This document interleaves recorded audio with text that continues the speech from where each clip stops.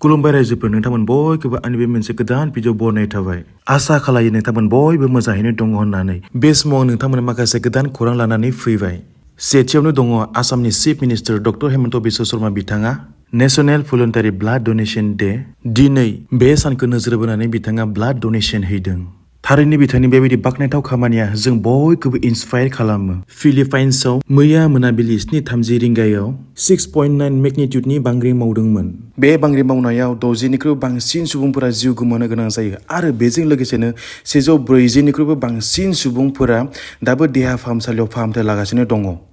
बे बांग्रि मावनायनि जाहोनावनो गोबां सुबुंनि न' बाङा नस्थ' जायो। बेजों लोगोसेनो लामा दालां बायदिसिना रोखोमनि गोबां बिदि मुवा बेसादफोरा सिलिंखार जानानै थाङो।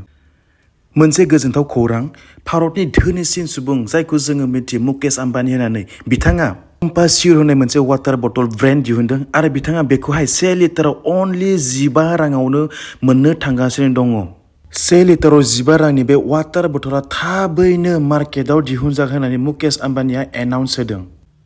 बाक्सानि मुसलपुराव दुंहाव थासारि। बाक्सा जिल्ला आबसु आफादा बड'फानि मुसुखाखौ देफायनाय जाथायखौ लानानै गोख्रोङै सोमावसारनाय बे हाबाफारिखौ लानायखौ जोङो नुनो मोन्दों। थारैनो जोबोद दुखुनांथाव। दासिमबो बा दिनैसिमबो जायफोर दुथां सुबुंफोरा बेबायदि मुगैथाव खामानिखौ मावबाय, बेबायदि दुथां सुबुंफोरखौ दासिमबो हमनानै मोनाखै।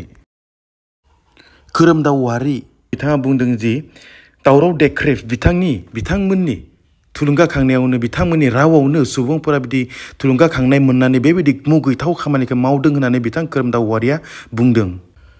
जुबिन गार्ग रुंसारि जानायनि दायनिगिरि श्यामकानु महन्त आरो सिद्धार्थ लकआपआव दोननाय जाबाय। जुबिन गार्गआ मा रोखोमै थैखो, माबायदि रुंसारि जानाय मोनखो, बे गासैखौबो बिथांमोननिफ्राय A to Z एनक्वायरि बेखौ जागायजेनसिगोन।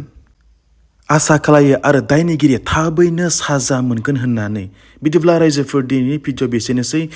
जायफोर नोंथांमोना आंनि बे चेनेलाव गोदान, अन्नानै आंनि बे AS27 डिजिटेल बड' निउज अफिसियेल इउटुब चेनेलखौ साबस्क्राइब खालामनानै लागोन।